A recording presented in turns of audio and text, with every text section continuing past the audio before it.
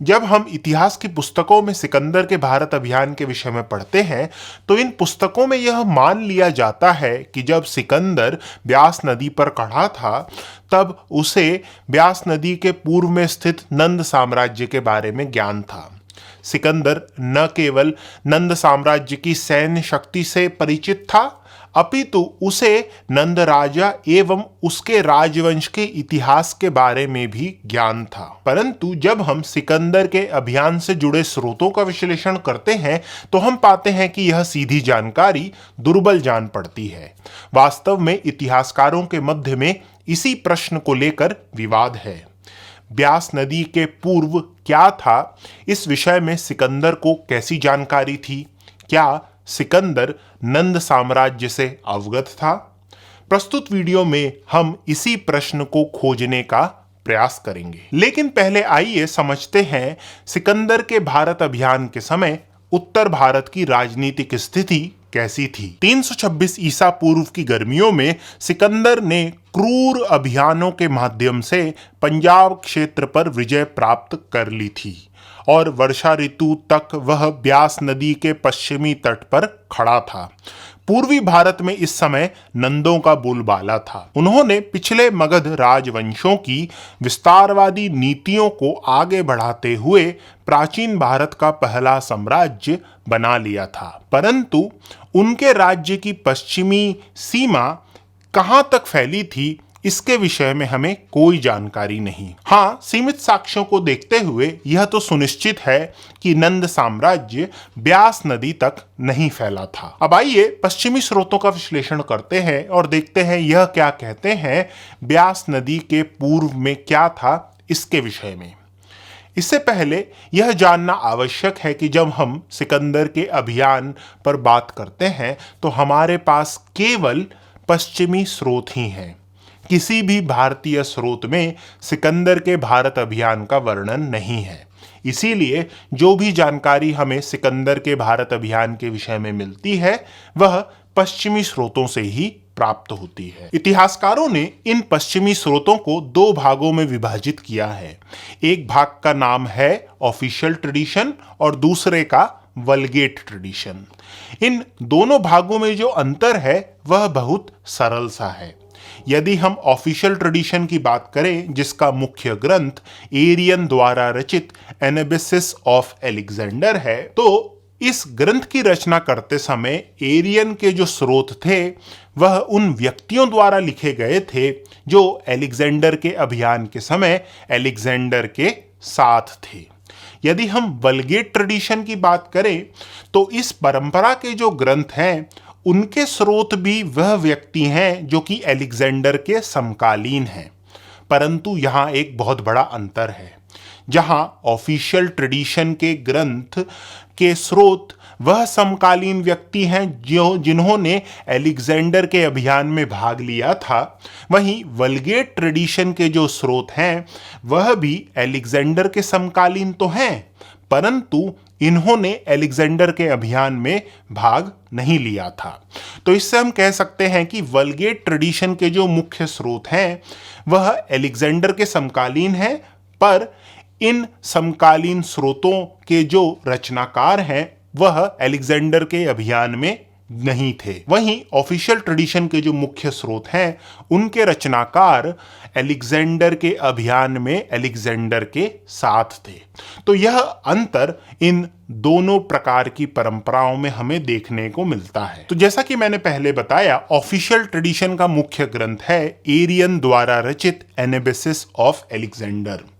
वहीं वल्गेट ट्रेडिशन के जो दो मुख्य ग्रंथ हैं उसके रचनाकार डियोडोरस सिक्यूलस हैं जो कि एक ग्रीक थे और कर्शियस जो कि एक रोमन थे। इन दोनों परंपराओं के जितने भी ग्रंथ हैं वह एलेक्जेंडर के समय के नहीं हैं।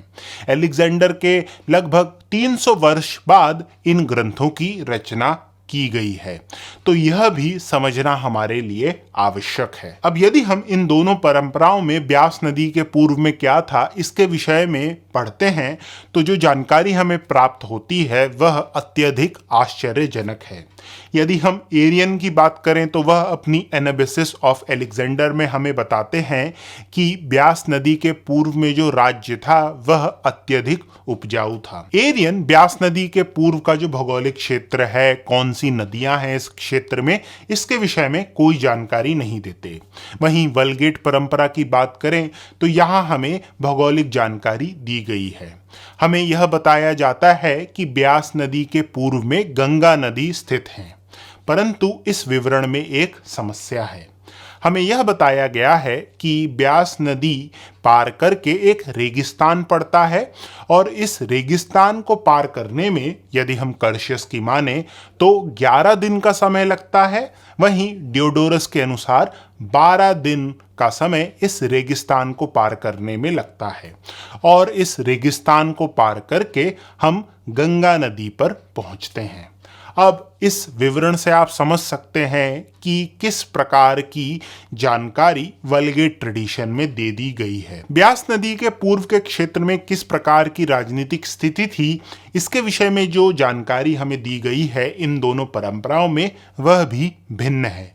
यदि हम वलगेट ट्रेडिशन की बात करें तो कर्शियस एवं डियोडोरस में हमें 2 राज्यों का वर्णन मिलता है, प्रासाय और प्रोसाय और गेंगेरिडाई और गेंडेरिडाई। इन दोनों स्रोतों के अनुसार जो यह 2 राज्य थे, इस पर एक राजा का शासन था और कर्शियस की माने तो इस राजा का नाम एग्रेमिस था।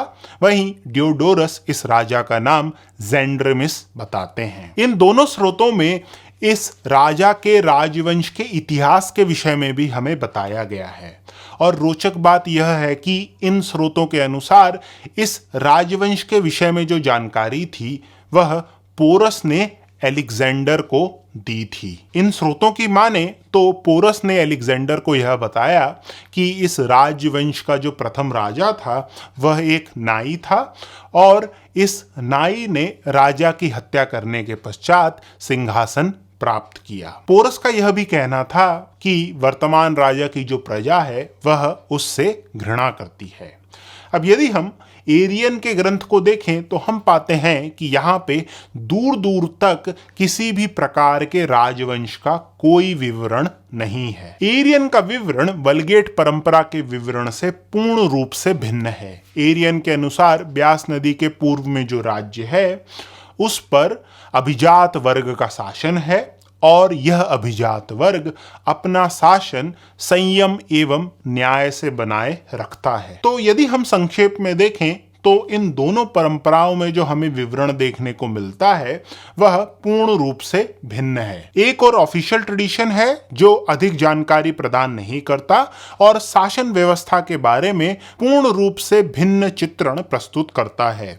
दूसरी ओर वलगेट परंपरा है जहां राजा और राजवंश के इतिहास के बारे में तो ठीक जानकारी दी गई है, परंतु भूगोल के विषय में उनकी समझ में भी दोष है। वलगेट परंपरा के ग्रंथ न केवल ब्यास और गंगा के बीच एक रेगिस्तान का वर्णन देते हैं, साथ ही में 2 महान नदियां सतलुज एवं यमुना का उल्लेख करना भी भूल जाते हैं। ऑफिशियल ट्रेडिशन और वलगेट ट्रेडिशन में जो यह मतभेद हैं वह इतिहासकारों द्वारा 2 भिन्न दृष्टिकोण से समझाए गए हैं। यदि हम कुछ इतिहासकारों की बात करें जिसमें मुख्य नाम एबी बॉसवर्थ का है, तो एबी बॉसवर्थ का यह मानना है कि एलेक्जेंडर को नंदों के बारे में पता था और ऑफिशियल एवं वलगेट परंपराएं विरोधाभासी नहीं पूरक हैं। बॉसवर्थ की माने तो एरियन ने ब्यास नदी के पूर्व का अस्पष्ट विवरण इसलिए दिया क्योंकि उसे नंद साम्राज्य में कोई रुचि नहीं थी। एरियन के लिए मुख्य चिंता का विषय था मैसिडोनियन सैनिकों का ब्यास नदी न पार करने का निर्णय। वहीं यदि हम शासन प्रणाली की बात करें तो जैसा कि हम जानते हैं एरियन अभिजात वर्ग के शासन का विवरण देते हैं और यदि हम वलगेट परंपरा की बात करें तो उसमें राजा का विवरण मिलता है जहां कर्शियस उसे एग्रेमिस बताते हैं और डियोडोरस जेंड्रेमिस। शासन प्रणाली के विवरण में जो अंतर हमें दोनों परंपराओं में मिलता है वह बॉसवर्थ द्वारा इस प्रकार से समझाया गया है। बॉसवर्थ का यह कहना है कि अभिजात वर्ग की उपस्थिति का अर्थ यह नहीं है कि इस क्षेत्र में कोई राजा नहीं था। बॉसवर्थ की माने तो नंद सम्राट ने इन अभिजात वर्गों को तब तक सहन किया जब तक कि वे उसके नियंत्रण में थे। तो हम देख सकते हैं कि कैसे ए.बी. बॉसवर्थ यह बतलाने का प्रयास करते हैं कि वलगेट परंपरा और ऑफिशियल परंपरा के जो यह अंतर हैं वह ऊपरी अंतर हैं। मूल रूप से देखा जाए तो यह दोनों परंपरा एक दूसरे की पूरक हैं और अलेक्जेंडर को नंद साम्राज्य के विषय में पता था। लेकिन ऐसे भी कई इतिहासकार हैं जो ए.बी. बॉसवर्थ की इस धारणा को नहीं मानते। उनका यह कहना है कि वलगेट परंपरा में जो जानकारी हमें पढ़ने को मिलती है वह अलेक्जेंडर के समय किसी को नहीं पता थी। इन इतिहासकारों का यह कहना है कि वलगेट परंपरा के जो ग्रंथ हैं, मूल रूप से डियोडोरस एवं कर्शियस द्वारा लिखे गए ग्रंथ, उनका मुख्य स्रोत अलेक्जेंडर के समय के व्यक्ति नहीं है।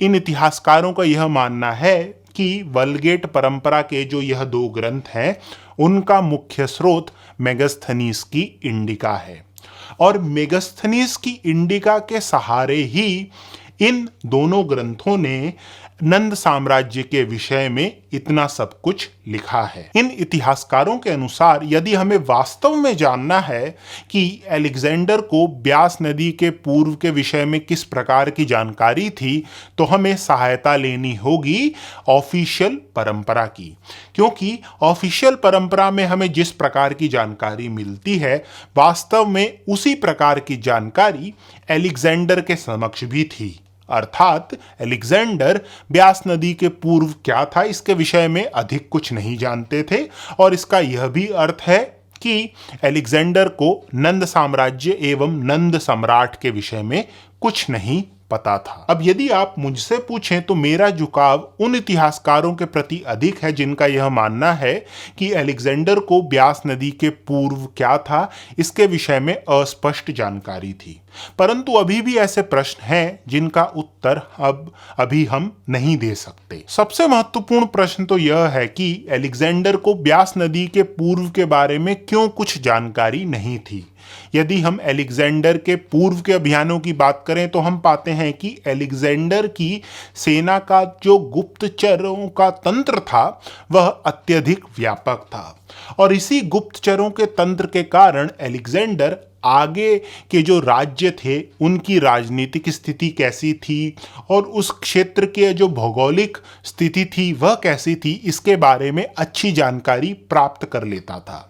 तो ब्यास नदी तक आते आते इस गुप्तचरों के तंत्र को ऐसा क्या हुआ कि वह ब्यास नदी के पूर्व में क्या है इसकी जानकारी अलेक्जेंडर को नहीं दे सका। अब यदि हम मान भी लें कि अलेक्जेंडर का जो गुप्तचरों का तंत्र था वह विफल हो गया था तो प्रश्न यह उठता है कि जो अलेक्जेंडर के साथ भारतीय राजा थे उन्होंने अलेक्जेंडर को नंद साम्राज्य के विषय में क्यों नहीं बताया। वलगेट परंपरा में अलेक्जेंडर को नंदों के बारे में बताने वाले दो भारतीय राजा थे।